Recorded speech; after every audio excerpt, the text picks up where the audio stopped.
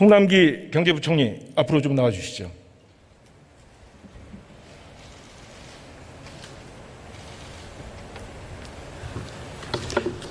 최근에 온 국민이 영끌했다라고 표현을 하는 카카오 게임즈 원금 보장 옵션이 있습니까?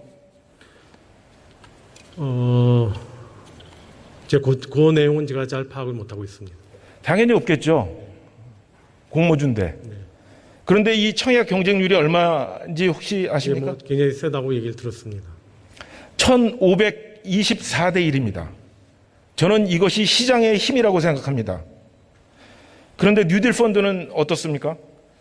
국민 혈세를 들여서 사실상 원금 보장을 하는 구조로 짜여 있습니다. 맞습니까? 그렇지 않습니다. 그럼 어떤 구조입니까? 예.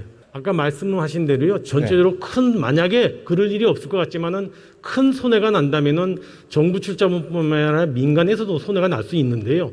지금 프로젝트 성격상 일부만 손해가 난다면 정부 출자분이 후순위를 커버하기 때문에 그런 경우라면은 거의 대부분 그런 경우가 많겠습니다만은 그럴 경우에는 민간 부문까지 손해가 미치지 않을 수 있다는. 그러면 부총리님께서는 사실상 원금 보장이라는 표현을 단 한 번도 쓰신 적이 없습니까? 제가 설명할 때는 아까 지금 의원님께 말씀드린 톤으로 말씀을 드렸습니다.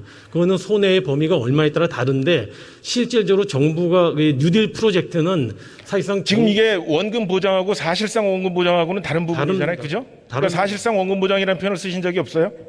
아까 말씀드린 대로요. 제가 나눠서 설명을 드렸습니다. 알겠습니다. 예. 그러면 이 펀드가 일반 투자자들이요 다수가 이 펀드에 가입을 한 상황입니다.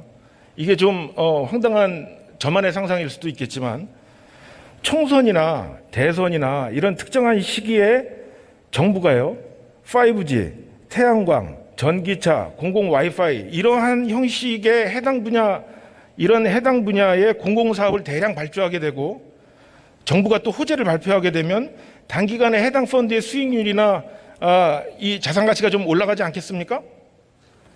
그거는 의원님 아까 뉴딜 프로젝트의 수익성을 보고 네. 그 업종에 아니 그러니까 여기에 정부가 관여할 수익률에 관여할 개연성을 지금 여쭙는 겁니다. 정부는 선거 수익률에 때 관여하지 않습니다. 그러니까 제 말 들어보세요. 선거 때 반짝 수익을 이런 형태로 올려가지고 표심을 사고 이후 손해는 정부와 금융기관이 지게 된다면 정권은 생색만 내고 손실은 국민이 낸 세금으로 따는 구조가 이 펀드 아닙니까? 이렇게 보는 건 좀 무리예요? 예, 저는 의원님께서 그렇게 말씀하시는 구조를 한 번도 생각해 본 적이 없습니다. 아니, 이제 생각해 보실 문제 아니냐 이 말씀이에요. 전혀 그런 개입할 여지가 없습니다. 이렇게 선거에 영향을 줄 수 있는 수단을 갖게 되니까 대통령부터 나서서 펀드를 파는 거 아니냐 이런 의견들이 있는데 이 부분에 대해서는 가능성이 전혀 없다 이런 말씀이시죠? 제가 이 작업을 한 5개월 해왔는데요. 네. 그게 들어갈 가능성은 0.0001%도 없다는 말씀. 좋습니다. 저는 의원님께서 무책임한 투자와 그 책임 문제를 말씀해 주셨는데요. 정부가 지금 이 뉴딜 펀드를 도입한다고 결정하고 다음 정부 내에서도 이런 제도가 국민과의 약속이기 때문에 지속될 것이고요.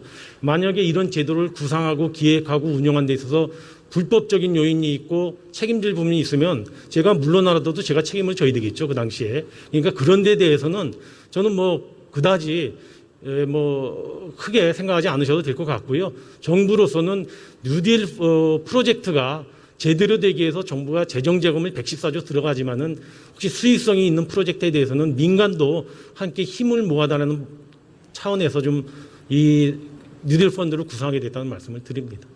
네, 알겠습니다.